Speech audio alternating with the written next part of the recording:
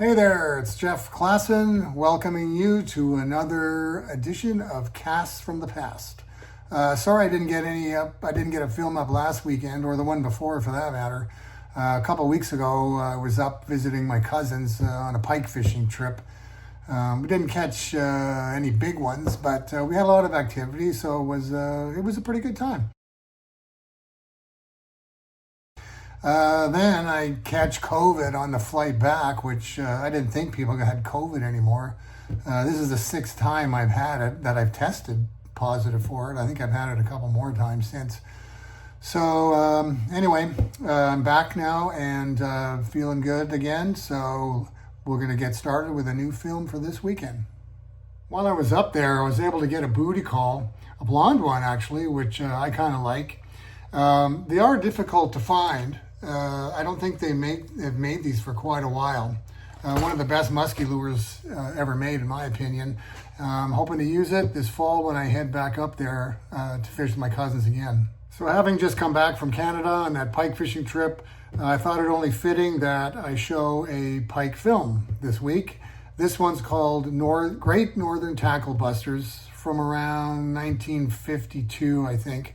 It's hosted by none other than Ted Williams, if you can believe it, the Hall of Fame baseball player.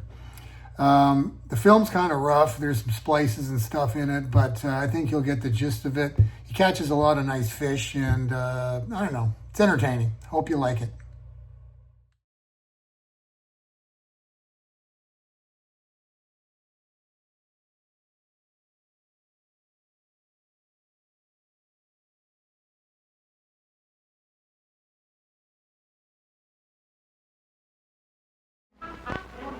Ted proved action of rod and reel into three-way teamwork. The changeover for the retrieve should be made immediately the lure strikes the water. When there's an obstruction that stops the using the overhead method, a backhand cast may overcome the difficulty. The technique is the same, wrist, rod, and reel working together to give controlled accuracy.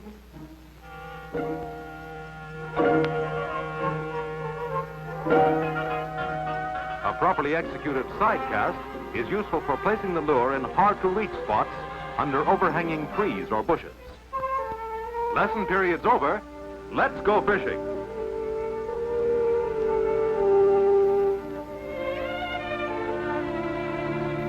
Ted and his companion Bill Donald are out for Great Northern Pike. In cold northern waters, from just east of the Rockies right across to the Atlantic seaboard, pike grow big in Canada, big and tough. They are almost always ready to strike savagely at any lure offered, and they are prime favorites with sportsmen who like the rough and tumble tactics of heavy pike taken on light tackle.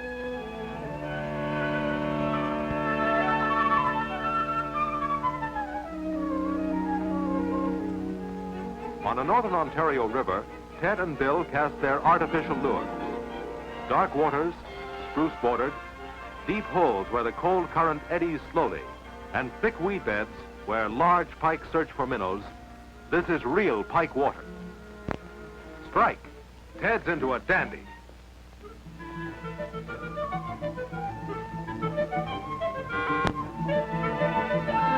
This battler isn't going to submit easily.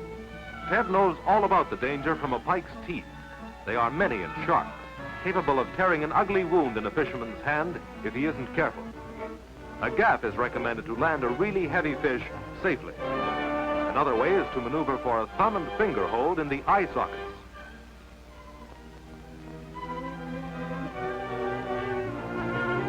This grip seems to paralyze the fish, and it's safe as long as you hold on.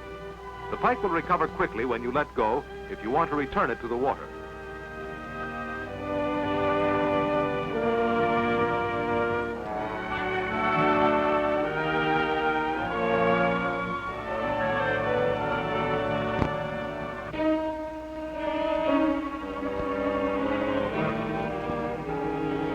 Now it's Bill's turn. He has his hands full with this pike. It's a heavy one and as pugnacious as they come. Pike don't often run far when hooked, and for heavy fish to jump is unusual, but sudden lunges and savage head shaking often gains a fish its freedom.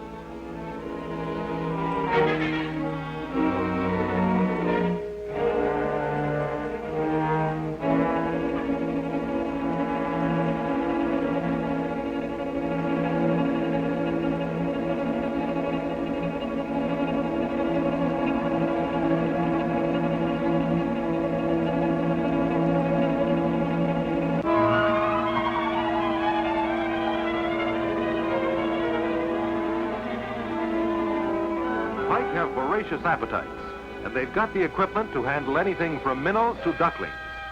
You've got to keep that thumb and finger grip until you've worked the hooks free, or you'll have a shambles develop in the canoe where the pike objects to being at all.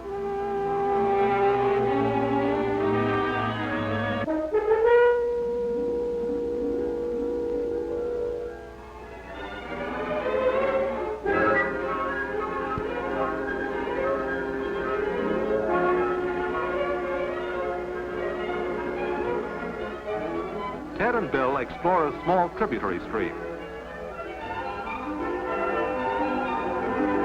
Pike trips like this are always interesting and often lead to the most exciting part of a fishing trip.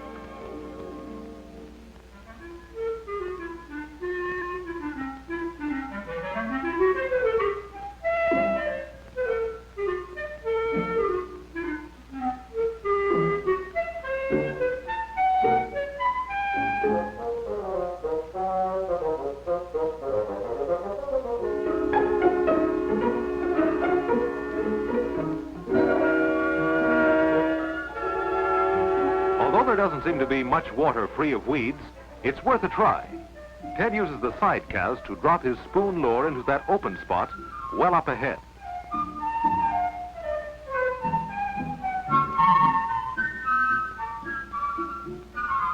And hooks into a fish, a very small pike.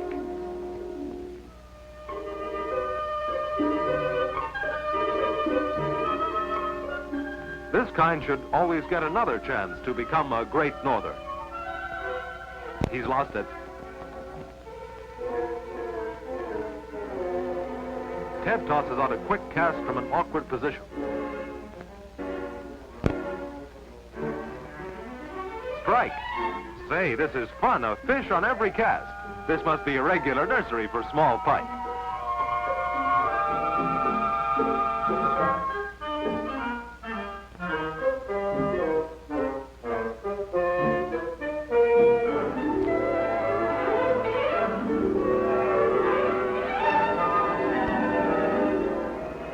Here's something for the book, a double on pike.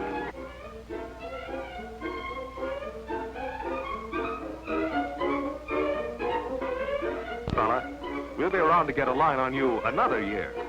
Maybe.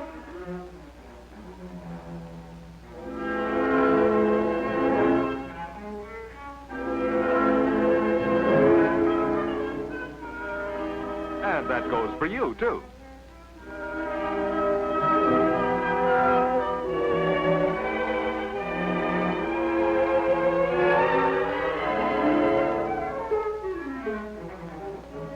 It was fast fishing back there in the marsh, but our anglers are keen to connect with those big pike in the main river again.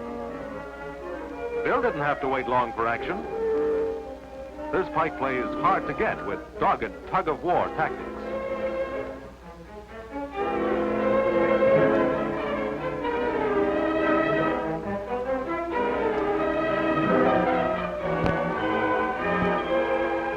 Playing possum is another strategy of pike. But don't let this old freshwater pirate fool you. He's still full of fight. They've done it again, doubled on pike, and both fish are giving a mighty good account of themselves.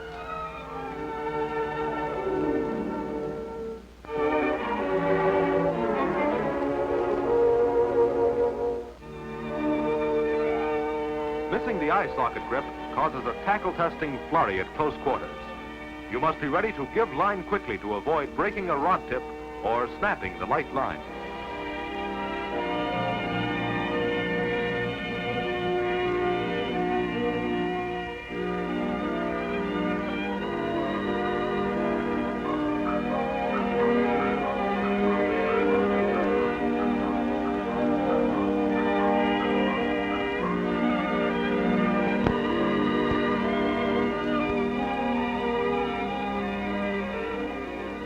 When they come this big, you don't need many to fill a daily bag.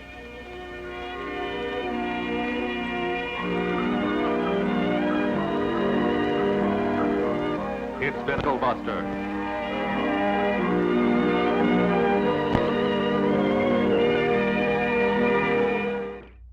So, what'd you think of the film? Not too bad, huh?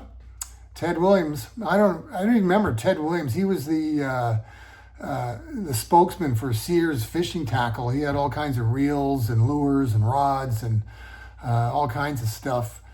I remember having a bunch of that stuff as a kid. I don't know whatever happened to that stuff, but anyway, he was quite the, not only was he a Hall of Fame baseball player, of course, but he was quite the outdoor sportsman.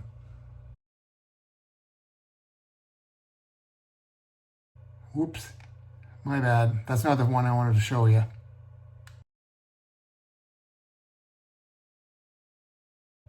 So next weekend, I'm going to change gears altogether, and I'm going to show a film called Man Tamers of Mexico. Not a lot of pike or muskie caught down that way for sure, but I think you'll be pleasantly entertained by the number of different species caught in this short film. So until next Saturday, this is Jeff Klassen. Thank you for joining me on Casts from the Past. This concludes our broadcast day.